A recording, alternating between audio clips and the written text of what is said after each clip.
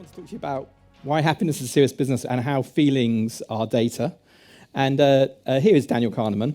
And actually, he is, in some ways, very intrinsically linked into how I measure stuff. So even though I did have an argument, basically, the argument happened that I was in a big international meeting about international happiness. I used to work for advising the Blair and the Cameron governments on how they measured well-being, and I was asked to this big meeting, and they measure happiness internationally in different ways, and Kahneman put up some data which is called a Cantrell ladder of life, which is if you consider your life overall, you're at the bottom of this ladder, this top, and he called it happiness, and I objected to that because it's sort of more about status and standard of living, and when you look at these different variables, they work differently. Anyway, I said to him, I don't think that's happiness, and he looked at me with steely eyes. This is a Nobel Prize winner, and he goes, "Who owns the word happiness, Nick?" And I thought, what the fuck is that? And then Lord Richard Layard, who is the sort of guru of happiness and economics, said, affect owns happiness, i.e. emotion owns happiness. And so we should have emotional measures of happiness. And so in some ways, it was a very funny argument. And I was the upstart then. So anyway, but I want to talk about a paper I read in 2004, which was by Daniel Kahneman. And it was the first time that data in this area really, really came alive for me. I'd looked at lots of data on life satisfaction, all sorts of things at that stage. And his data was about yesterday, and it was a methodology called day reconstruction methodology. And he asked people, it happened, his first survey was 2,000 working women, and that was how he devised the methodology, but this has been done in population samples everywhere. And he asked them to say, what activities did they do yesterday? And they did things, well, they all worked, so it's the amount of time, nearly 7 hours, all of them worked because they were working women. He was asking them on a work day. But then he had all the other things, and right at the bottom there you can see what he delicately called intimate relationships, and 11% of them had it for about 12 minutes. So he ranked them all in that order. But then he asked them another thing, which was like, did they enjoy? How much did they enjoy these activities? So we see this rank order of time, and then we ask people how much they enjoyed them, and the list almost completely reverses, you know. Not surprisingly, intimate relations came top, but if you look right down the bottom, work. And the only thing below it is commuting to and from work. And if you think about how much time we spent at work, I found this sort of desperately sad for the human condition, you know. We spend a lot of time at work and it's the least enjoyable activity. Now, it's not to say that we think of work as our most important source of happiness in our life, but it seemed to me it was an opportunity. Now, I was off in my career then, and I was doing stuff about how governments measure stuff, and I didn't particularly see how this related, but it was a paper that really made me think that sometime in life I might want to work on work. And by 2010, I did a TED Talk, and I did a TED Talk on all my work on governments and stuff like that. And apart from being the most scary thing in the world, where you've got a live shot 18-minute video that's going to define your career in one go, and you've got no second takes, it was a good experience apart from that. Anyway, it gave me an opportunity to go, okay, I've done this work in policy for 10, 12 years. Maybe I'll do something different now. And so I decided, I had three choices really, which were to do stuff in schools, to do stuff with cities, or to do stuff with work. And I chose work. And partly that Kahneman paper was about it. And I really want to talk about how feelings are data and how I think of them as data and how they're especially valuable. Probably one thing I need to say just in sort of context is that I am a statistician by trade, so it's quite difficult following a comedian and a totally inspirational story, and I'm going to talk numbers. But the other thing is my mother was a family therapist, and I trained as a therapist when I was young. And in therapy, we often talk about the therapist's feelings are data, in a sense that when we listen to somebody and we start feeling something ourselves, we're looking about what the transference and the countertransference is. And I was very struck, really, that I think feelings are data. Feelings are information for us. And so can we create data around feelings that are useful for us in order to make better decisions? And that's really what this talk is about. So, but firstly, before I go to that, what are feelings for? We are not Dr. Spock. Well, Spock is half human, half not, but we're not psychopaths. We're not aliens who are purely rational. We are obviously emotional beings. And in many ways, emotions must have evolved for a certain purpose. And in fact, the current thinking in neuroscience is that, or I think its proof is that emotions came way before thoughts did. You know, we can actually see beings before they have neurological systems actually having a stimulus response mechanism, which is effectively like a feeling for what's going on. And there's a guy called Antonio Damasio who wrote a very good book called The Strange Order of Things, and he says that feelings help us do three things, which is that they help us monitor our environments. So the definition of life in a single-cell organism is that you've got an inside of the cell and you've got an outside of the cell. And that membrane is critical. So actually, to sit in an environment, we need to actually be transferring information about what's going outside, what's inside, how do we maintain the structure of the inside. Now, we're much more complicated beings than that, but we've obviously got some sort of membrane around us, and we're always interacting with environments. And our feelings will give us information about that environment. At its simplest level, we meet somebody new here today, and we have an instant friend or foe signal. We have an instant like-dislike signal. Do we like somebody, do we don't? It doesn't always necessarily prove to be correct, but we have an instant signal about it. And going on for us all the time is, should I approach this, should I avoid this? And that is a very, very thing. We often feel something way before we have the cognition to understand it.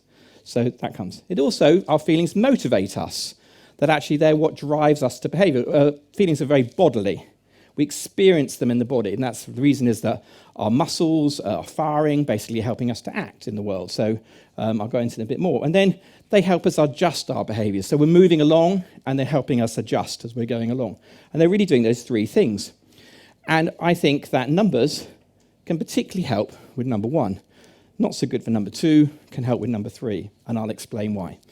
So the monitoring, steps, thank you, I'll be able to get down, is I'm trying to basically think whether we can pick up a good, bad signal. And I'm a statistician, I love data, I love decimal points, I love all sorts of stuff, I love deep data. But when I first started out in this field of doing stuff about work, I used to do quite long surveys, and I just found everyone got paralyzed by having too much data. So I really started to look at the data, and basically what you find in every data set is, it's called an eigenvalue, but basically it's the structure of the data. In the middle of it is a big, good, bad signal. Is work going well, is it not? And so I try and capture that with one question rather than 40 or 80 or 120. Try and capture that piece of information, is it going well or not, very quickly and easily. So if we look at this, we can think of happiness as a good, bad signal. Is it bad, is it good? And we can put numbers on that. We can say, give me a 1 for this, give me a 5 for this. And suddenly we've translated a feeling into a number, okay?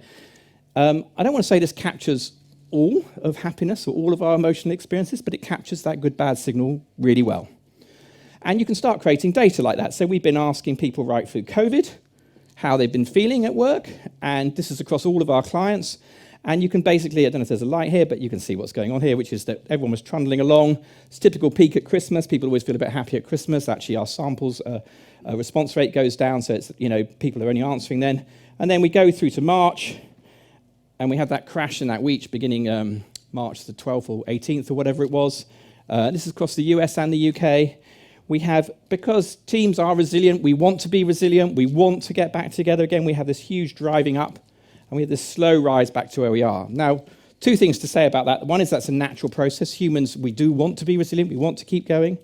Also, you have to think that lots of people dropped out of our data sets. We had, 4 or 5 clients go bust, or stop answering. People were furloughed, they weren't answering. And our clients are seeing this data every week. So they are working with this data every week, and they are trying to improve their situation. So my hypothesis would be the general population is much worse than this, is what I would say. But you can see the data, it's moving along, there's randomness in it, as you would expect. And often when we see a trough, it's a couple of clients having a bad week, across our set or something like that. But, basically that's how it goes. And by asking that one question, you get a very interesting shaped data. And if you can imagine having that for every team in your organization, each teams will be having different setbacks. We don't get a global setback very often. I mean, I've never seen that in a data set, and I don't suppose I will again. In fact, I hope I don't. But we see that pattern in our clients quite regularly. So there's the good, bad signal, which is really, really useful data. But happiness and emotions really are a motivational thing, as I said. So it's not only monitoring, it's motivating. And the psychologists talk about positive and negative emotions. So, and they also sometimes talk about something called primary emotions, which is a bit like primary colors, and they talk about anger, fear, sadness, happiness. Have you ever seen Inside Out as the film, kids' film, that's basically taking that idea and making it into a cartoon? And basically what those are doing, what anger and fear are doing is part of the fight mechanism, that when we're angry, someone's violated the norm, and we want to stop them violating again, so it gets us sort of into hot energy, we're basically readying to fight. Yeah, whether we don't tend to do that physically as much as our ancestors did. Luckily, we use other ways of expressing our anger. Statistics is a really good way for me to express my anger with the world. I collect the data, make my case, put it forward coldly. Fear is about us avoiding a threat. Sadness is about a loss. And these are all highly functional. I don't want you to think negative emotions are dysfunctional. They're not negative in the sense that they're actually there to protect us and to help us do. But happiness has tended to be thought of as a signal of good functioning. When we're happy, carry on. It's sort of, if you're happy, carry on instead of keep calm, carry on. But actually, it's much, much richer than that. And there's all sorts of different ways that different energies are released with the array of positive emotions that we have. And I think sometimes team leaders, senior leaders are going to be like, do I want my teams to be happy? I mean, surely if they're happy, they're not really working, are they? They're sort of playing, they're sort of doing that. And there is a form of happiness where cognitive functioning goes down when people are sort of mucking around. If you're trying to bond with other people, you're not expressing your most intelligent self because you're trying to fit in. So we have to think about what the different forms of positive emotions that we're interested in. And so that was a broad point to say that the negative ones will help us avoid and the positive ones to approach. So happiness is a gateway. And when I ask people what happiness is, some people will tell me it's contentment. And some people will say it's joy. Well, those are two very different things, contentment and joy. One's very high energy, one's very reflective, low energy. And effectively what they're doing is we're expressing a whole lot of positive emotions. So things like amusement and gratitude and enjoyment are about bonding and connecting with other people. That's where cognitive functioning is slightly lower as a rule. Not always, but as a rule it is. Whereas curiosity is really intellectually engaged and exploring. Interest is intellectually engaged and focusing. Yeah. And then we have emotions like joy, awe, wonder, inspiration. Basically, they help us reach for bigger goals, and we want that in life. And so all of these emotions, contentment, by the way, is reflecting on what's going well. All of these emotions in your teams are highly, highly functional, but you want people to be emotionally agile and be able to move towards them. So we've lost that very simple good-bad signal. And so in this space, I think it's much more difficult to measure. And so I less and less try to measure, because if I asked you, how often did you feel curious last week, you sort of couldn't really give me an answer. If you asked me how often you felt engaged, you probably wouldn't be able to answer. It's a very loose subject, engagement. How meaningful your work is, it's hard to give me a number. Where it's easy to say, was I happy, was I not? It's easier to, because of the very deep good-bad signal we've got within us. So when we work in this space, we tend to work more qualitatively with text rather than with numbers, so that it sort of helps take the narrative of it in some ways. I haven't got a number on here, by the way. Positivity, that positivity and the feeling of feeling good leads to a lot of success and innovation, and there's data to show that. Once you've got data, you can start correlating these variables and start looking at it. And so, what I can tell you is that it improves retention, improves productivity, and it improves creativity. So retention, sorry, 2 slides. Oh, there we go. When people are unhappy, they're more likely to leave. I mean, I'm not going to win a Nobel Prize for this graph, okay? But it is there. And basically, this is a very quick response, which is that we're measuring the experience of people in the first 3 months, and we're comparing it to have they stayed in the organisation or left in the next quarter. So we only measure it for the first 2 months. We leave a month's gap, and then we have a look. And you can see, basically, the people who are unhappy are more likely to leave. So if you're worried about retention, then happiness is really, really important. And then we can look at happiness and success. This is purely financial success. It's a huge study by a guy called Jim Harter, who's the chief scientist at Gallup and has got extraordinary data. He's measuring positive experiences at work. It's not quite happiness. I'm slightly falling into my own trap with Kahneman there. But anyway, and financial success, it's a team-based level measure. He measured them at time 1 and then 6 to 12 months later. And you're basically looking for not statistical proof of causality, because it's not statistical proof of causality, but as close as you can get to, because you're looking into temporal data. Okay, so there's often this thing about correlation doesn't mean causation, and we have correlation coefficients here, but with the way that it's structured, it's as close as you can get to that without blind controls.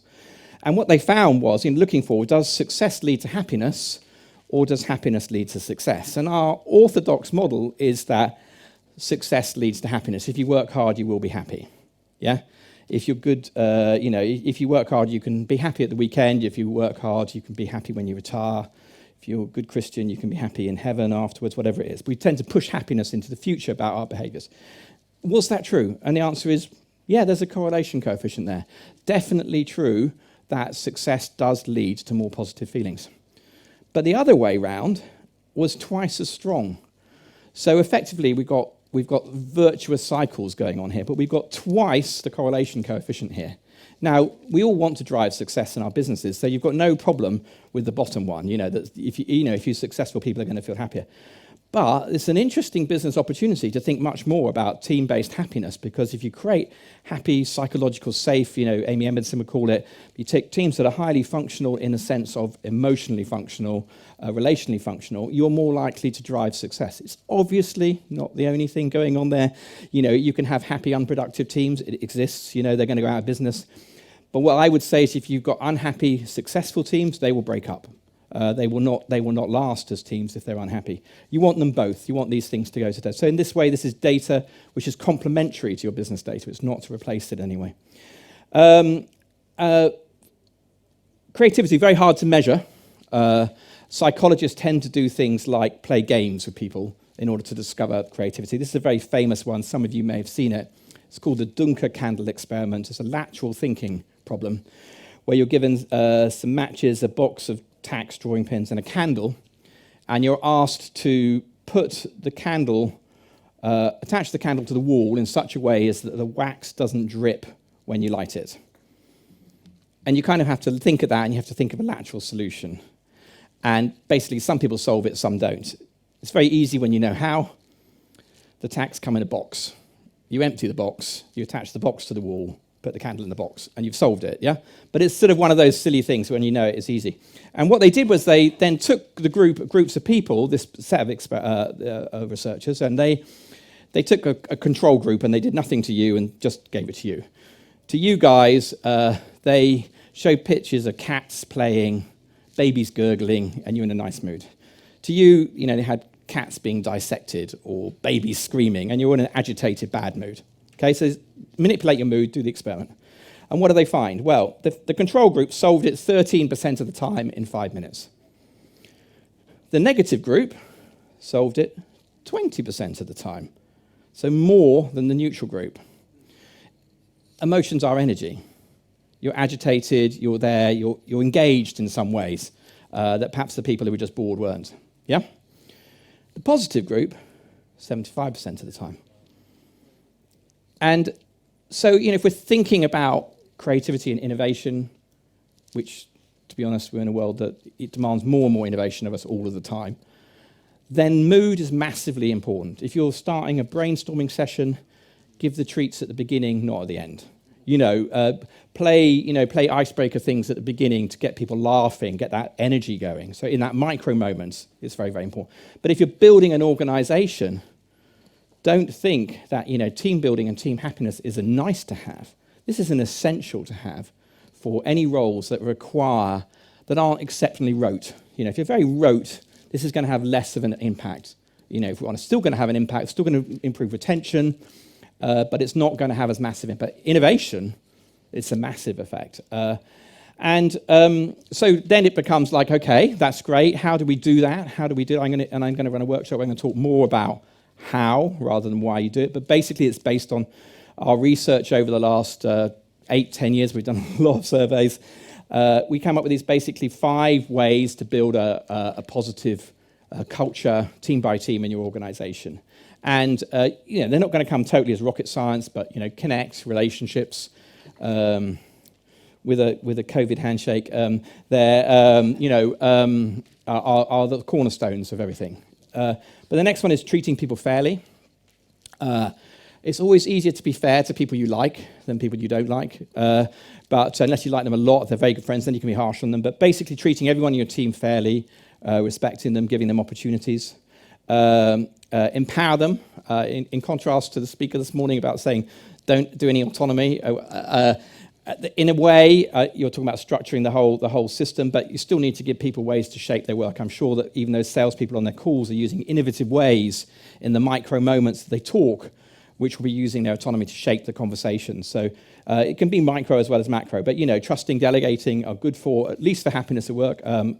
Challenge, which is stretch, learning is really good, and finally inspire, which is meaning, purpose. So in a way, the last three are Daniel Pink, which is autonomy, mastery, and purpose. Americans tend to forget the social ones. They tend to think very individually. There's a gross generalization, but fairly true.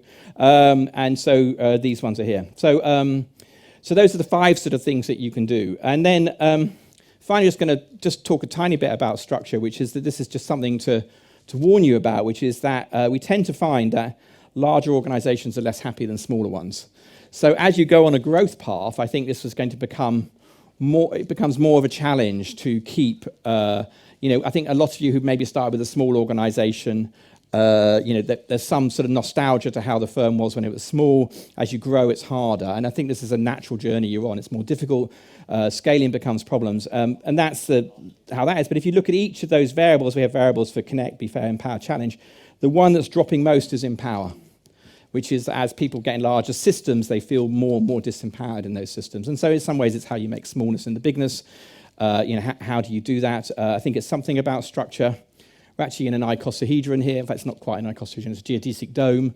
This is an alternative structure for organizations, by the way, this roofway, this lattice of it. Instead of having a hierarchy, you have interconnected teams.